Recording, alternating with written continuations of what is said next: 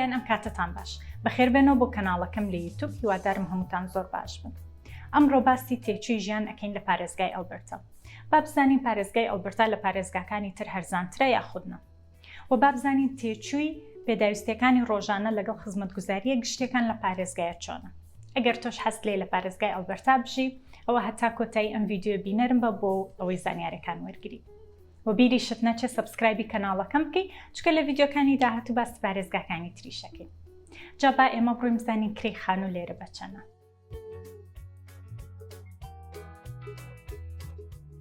هاوڕێیان پێشەوەی دەست پێ بکەم سەرەتا با بزانین پارێزگای ئەلبەرتا ئەکەوێتەکوێ. پارێزگای ئەلبەرتا سنووری هەیە لەگەڵ پارێزگای ساسکەچوان و پارێزگای بریتیش کۆلۆمبیا. لە باکوور سنووری هەیە لەگەڵ ناوچەکانی باکوور و لە باشووریش سنووری هەیە لەگەڵ ویلایەتی مۆنتانای وڵاتی ئەمریکا. پارێزگای ئەلبەرتا بە دوو شت بەناوبانگە. یەکەم سروشتەکەی، سروشتێکی زۆر جوان و سەرنجڕاکێشی هەیە. چەندەها شوێنی گەشتیاری بەناوبانگ لە وڵاتی کەنەدا ئەکەوێتە پارێزگای ئەلبەرتاوە. ساڵانە گەشتیارێکی زۆر ڕوو لەم پارێزگایەکەن. و دووەم ١٨ نەوتی وڵاتی کەنەدا لە پارێزگای ئەلبەرتا کۆبۆتەوە. بەپێی ئامارەکانی ساڵی 2020 کە پارێزگای ئەلبەرتا بڵاوی کردوتەوە، ئەم پارێزگایە ڕۆژانە نزیکەی 3.7 ملیۆن بەرمیلی نەوت هەناردەی وڵاتانی ترەکات. ئەنجا با بزانین ئەم پارێزگای پڕنەوت و گازە، با بزانین مەسروفاتی ژیان لێرە چۆنە. پێشەوەی باسی کرێی خانوو بکەین شتێکی تریش هەیە بێ بیزانین. لە پارێزگای ئەلبەرتا دوو جۆر سیستەمی باج هەیە تاکس. یەکەم پێڵەن GST Good and Services Tax و دووەم پێڵەن Federal Income Tax. GST Tax ڕێژەکەی 105. هەر شتێک تۆ لە بازار بیکڕیت ئەبێ 105 باجی بی تاکسەکەی بی. لە پارێزگاکانی تر بۆ نمونە پارێزگای ئۆنتاریۆ GST Tax ڕێژەکەی 113 کەواتە جیاوازیەکی زۆر زۆری هەیە، لێرە شت زۆر هەرزانترە.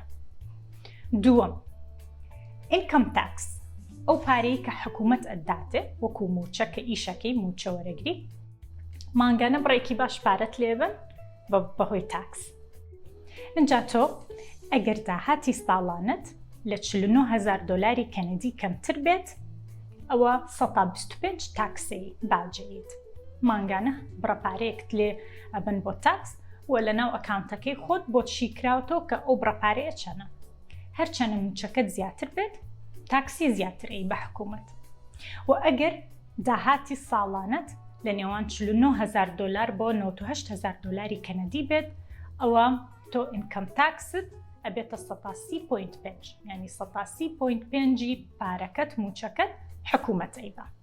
و ئەو تاکسە یاخود ئەو باجەی کە تۆ ئەی بە حکوومەت لە پارەکەی خۆت لە موچەکەی خۆت ئەوە ئەڕوا بۆ ئەو خزمەت گوزاریانەی کە تۆ سوودی لێبی. و کەمترین بڕەپارە لە کارێک دەستت کەوێت 15 دۆلارە لە کاتژمێرێک. بینە سەر کرێی خانوو. ئەگەر تۆ ژوورێک بە کرێ بگری لە ماڵێک کە خەڵکی تریش ژوورەکانی تریان بە کرێ گرتووە، ئەوە تۆ ئەتوانیت بە 450 دۆلارەوە ئەتوانی خانوو بدۆزیتەوە، یعنی ژوورێک بدۆزیتەوە. بە 500 دۆلار ژوورێکی پوخت و جوانت دەسەکەوێت. لەم حاڵەتە کە تۆ ژوورێک بە کرێ ئەگریت بە 500 دۆلار بێ بە 600 دۆلار بێ، لەم حاڵەتە تۆ پارەی ئاو و کارەبا نایی بە هیچ جۆرێک هەر لەگەڵ کرێکەتە. زۆربەی جار ئینتەرنێشت فریە، ئینتەرنێتت فریە، بەڵام هەندێک جار خاوەن ماڵەکە لەوانەی داوای 15 دۆلار زیاترت لێ بکە مانگانە بۆ پارەی ئینتەرنێت. کەواتە باشترین شت وایە تۆ کەیتە کەنەدا سەرەتا چی بکەیت؟ ژوورێکی بچووک بدۆزیتەوە بە کرێ بیگری. بەڵام ئەگەر بتەوێت لە شوقەیەک لە ئەپارتمنتێک بە تەنیا بژیت، ئەوە ئەپارتمنتێکی یەکژووری لە پارێزگای ئەلبەرتا بۆ نمونە لە شاری کەلگاری لە 950 دۆلاری کەنەدیەوە دەست پێەکە. لەم حاڵەتە پارەی ئاو نایی لەگەڵ کرێی مانگانەتە، بەڵام پارەی کارەبا و پارەی ئینتەرنێت ئەیت. پارەی کارەبا چەندێک کارەبا زیاتر سەرف بکەی زیاتر پارە ئەی لە 20 دۆلارێکەوە دەست پێەکە و ئینتەرنێتیش لە 50 دۆلارەوە دەست پێەکە. چەندە ئینتەرنێت زیاتر سەرف بکەی پارەکەت زیاترە. قوتابی بیانی تو لە بەشی ناوخۆیی کۆلێژەکەت لەوێ ئەمێنیتەوە، ئەوە باشترین بژاردەیە بۆ تۆ. بۆ ئەو کاتە پێویست ناکات چی بکەیت؟ پێویست ناکە خەمی پارەی هاتوچۆ بخۆیت لەبەرەوەی زانکۆکەت نزیکە کۆلێژەکەت نزیکە بەپێ ئەڕۆی بۆ دەوام. لەم حاڵەتە لە بەشی ناوخۆی تەنها $400 لە $400 دەست پێ یەکە کرێی مانگانت، کرێی ژوورەکەت لە بەشی ناوخۆی. کرێی هاتوچۆ ئەگەر بە پاس هاتوچۆ بکەیت مانگانە $105 بۆ کارتی پاس، هەرچەندێک بتەوێت ئەو کارتە فریە، یعنی وەکو فری لێت بۆ ئەو مانگە ئەتوانی هەرچەندێک بتەوێت ئەتوانی بەکاری بێت. حاڵەتە تۆ چیەکەی؟ تەنها زستانان پاس بەکارهێنیت، کارتی پاس ئەکڕیت. بۆ هاوینان ئەتوانی پاسکیل لێ بکریت و بە پاسکیل هاتوچۆ بکەیت، ئەو کاتە پارەکەت کەمتر لەسەر تەکەوێت. و ئەگەریش زۆر نزیک بیت بتوانی ژوورێک بدۆزیتەوە، زۆر نزیک بێت لە کۆلێژەکەت، ئەوە ئەتوانین بەپێ هاتوچۆ بکەیت.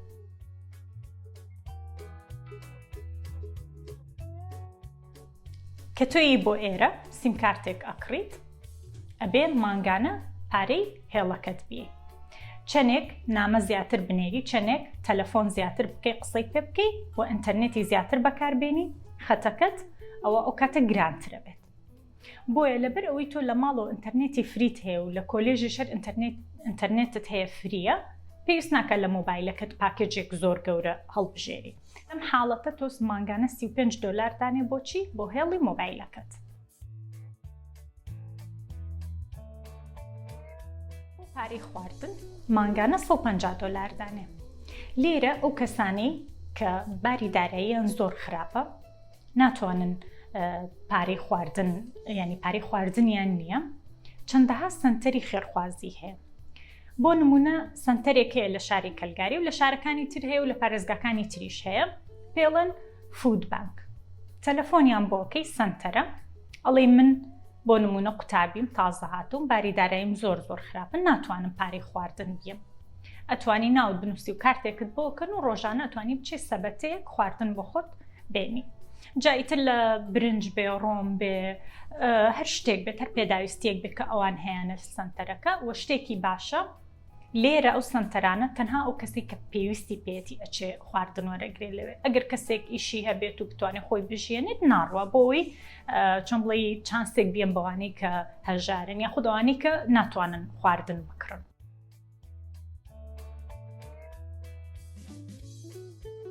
بۆ سیستەمی تەندروستی کەیت بۆ ئەلبەرتا، قوتابیت ئیشەکەی لە ئەلبەرتا ئاژی، کارتی تەندروستی پارێزگای ئەلبەرتا وەرەگری، هەموو شتێکت بە خۆڕاییە.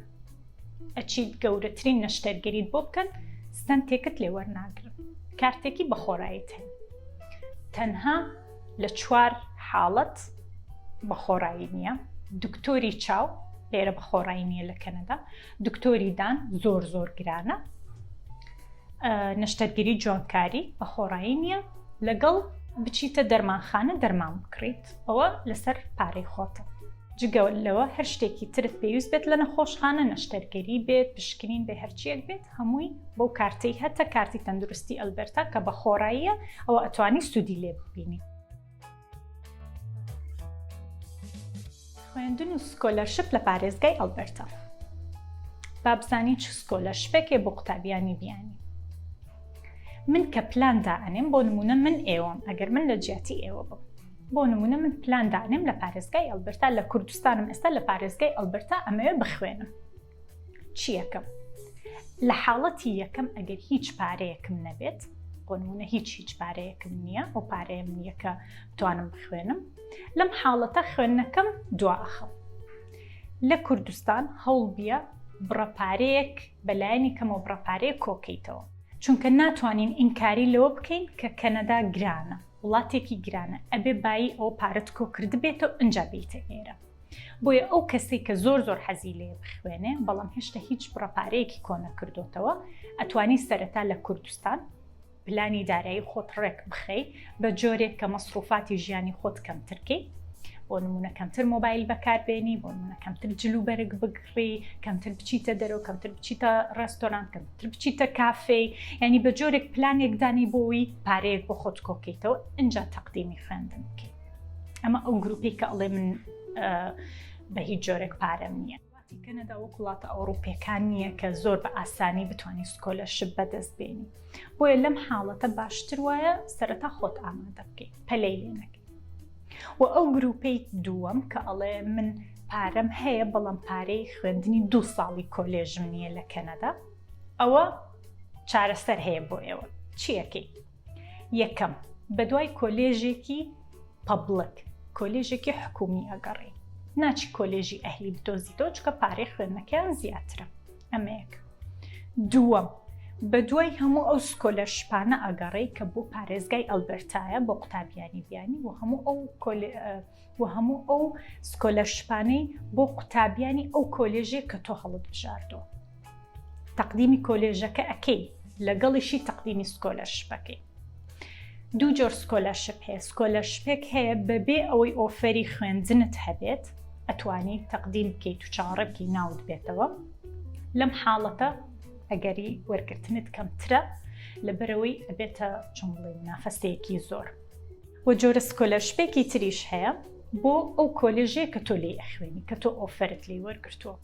هەر ئەو ڕۆژەی ئیمێڵت بۆیت ئەڵێن تۆ ئەم ئۆفەرت وەرگرتووە و وەرگیراوی لە بەشی بزنس بۆ نمونە، بەشی ئەکاونتینگ، هەر بەشێک تۆ بتەوێت، یەکسەر تەقدیمی سکۆلەرشپەکەم. ئەگەر سکۆلەرشپ ناوم نەهاتەوە، خوێندنەکەم دوا ئەخەم. هەتا ئەو کاتەی سکۆلەرشپێکم دەستەکەوێت بۆ ئەوی تۆزێ قورسایی سەرشانت کەم بێتەوە لە باری داراییەکەی، لەلایەنی داراییەوە. ڕێنجا من کە ئەم خوێند پرۆگرامێکی نەوت و گازمە خوێند، مامۆستاکەم هەموو جارێ شتێکی ئەوت تا پێتان ئەکرێت تەقدیمی سکۆلەرشپ بکەن، تەقدیمی خەڵاتە جیاوازەکان بکەن. ئەیوت ساڵانە لە خەیاڵدا نییە چ پارەیەک دائەنرێت بە ملیۆنەها دۆلار دائەنرێت بۆ کۆلێژەکان، بۆ پارێزگاکان. ئەوت قوتابی تەقدیمی سکۆلەرشپ ناکە، پارەکە ئەمێنێتەوە هیچ هەروە ئەڕاتەوە بۆ نمونە ئەڕاتەوە کۆمپانیاکەیان ئەو ڕێکخراوەی کە پارەکەی ئامادە کردووە. ئەو تا پێتان ئەکرێت سکۆلەرشپ تەقدیم بکەن. بۆیە من چی یەکەم لە ڤیدیۆکانی داهاتوو زیاتر باسی سکۆلەرشپەکەم بۆ ئەوەی ئێوە بتوانن تەقدیمی سکۆلەرشپ بکەن لەو کۆلێژی کە خۆتانەتانێت. جا شتێکی تریش هەیە. سکۆلەرشپ زۆر جار سەرەتا پێش خوێندن وەریەگری، هەندێک جاریش دوای خوێندن وەریەگری، یعنی خوێندنەکە تاو کرد پارەکە وەرەگری. و سکۆلەرشپ شتێکی تری، و سکۆلەرشپ پارێکە بۆ خۆتە، نایدەیتەوە بە حکوومەت، نایدەیتەوە بە کەس، هی خۆتە سکۆلەرشپ. لە حاڵەتێک تۆ پارە ئەیتەوە ئەگەر لۆن وەرگری، یعنی قەرز وەرگری. قوتابی بیانی زۆربەی جار ناتوانێت قەرز وەرگرێت لە بەنقە زۆر گەورەکانی کەنەدا، بەڵام سنتەری ئەهلی هەیە، قوتابی ئەتوانێت داوای قەرز بکە. بۆ نمونە تۆ ساڵێک لێری پارەی سمستەرێک کتیا، سمستەری دووەم پارەت پێنەما، ئەتوانی قەرز بکەیت چکە تۆ ساڵێکت خوێندووە لە کەنەدای. ئەو کاتە ئەتوانی قەرزێک بکەیت لەو سنتەرانە، وەکو بانقی بچووکیان پێڵێن. دوای ئەو کە ئیش ئەەکەیت وردە وردە قەرزەکەت ئەیتەوە. و بیریشت نەچێت تۆ بژاردەیەکی تریشت هەیە، ئەتوانی کار بکەی بە پارتایم، ئەتوانی کار بکەی بە فوڵتایم کە پشووی هاوینەت هەیە. لێرە خەمی ئێرە هەڵمەگرە، خەمی ئەوەت نەبێ بڵێ من بگەمە کەنەدا ئیتر پارەم لێ ببڕێ نەزانم چی بکەم. بە هیچ جۆرە خەمی ئێرەت نەبێت، تەنها خەمی ئەوە هەڵگرە چۆن بگەیتە ناو کەنەدا. لەبەر ئەوەی لێرە خزمەتگوزاری زۆر هەیە، سنتەر زۆر هەیە، شوێنی خوێرخوازی زۆر هەیە، یارمەتی تێن. هەر لە کۆلێژەکەی خۆت ستودنت سەرویس سنتەر هەیە، ئەتوانی داوای یارمەتی بکەیت، ئەتوانی داوای ئەوە بکەی کە ئیشێکت بۆ بدۆزنەوە، خۆت بە دوای کارە بگەڕێ. لێرە قوتابی بیانی هەمووی ئیشەکات، کەس نییە بڵێن لە ماڵەوە دانیشم، هەمووی ئەخوێنێ و کاریشەکات. شتێکی تریش هەیە. من هاوڕەیەکم هەبوو، قوتابی بیانی بوو، خەڵکی هەند بوو.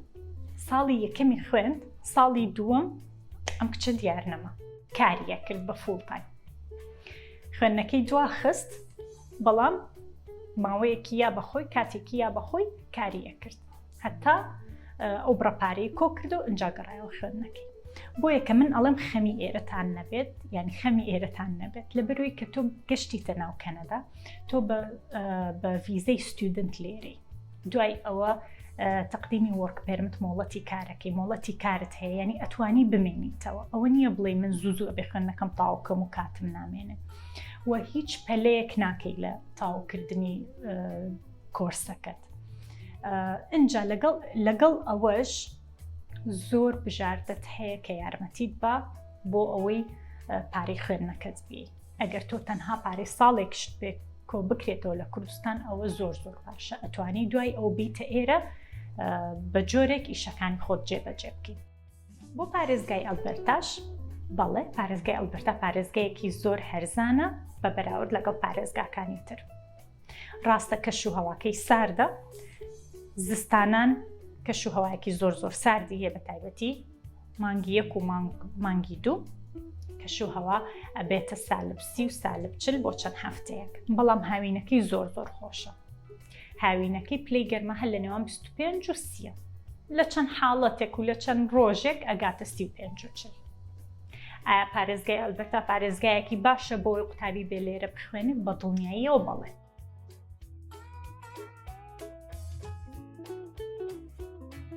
جا شتێکی تر، کارکردن لە پارێزگای ئەلبەرتا چۆنە؟ ئەو کەسانی کە ئەزموونی کاریان هەیە لە بواری نەوت و گاز، پارێزگای ئەلبەرتا باشترین شوێنە بۆ ئەوەی بەدوای کارا بگەڕێن. لە ڤیدیۆکانی پێشوو باسی PMP پارێزگای ئەلبەرتام کردو، ئەتوانن سەیری کەن، لینکەکەشی دائەنێمەوە بۆتان لە ژێر ئەم ڤیدیۆیە. و هەروەها لینکی وێبسایتێکیشتان بۆ دائەنێم کە تیایدا نووسراوە کام کار کام پیشە لە ئەلبەرتا زۆرترین داواکاری لەسەرە. ئیتر لەوە زیاتر چیتانەوە ئەوش پارێزگای ئەلبەرتا. ئەنجا ئەگەر پرسیاری ترسان هەیە یاخود هەستەکەن شتێکم بیرچۆ باسی کەم لەسەر پارێزگای ئەلبەرتا و کرێ و مەسروفاتی ژیان لەم پارێزگایە لە کۆمنت بۆم بنووسە باوەڵامتان بەمەوە. بیریشت نەچێت لایکی ڤیدیۆکەم بکەیت، کۆمنتیش بنووسە و پرسیاریش بنووسە و ڤیدیۆکەشم شێر بکە. هەتا ڤیدیۆیەکی تر لەسەر پارێزگایەکی تر منە بێ بڕۆم. خواتان لەگەڵ.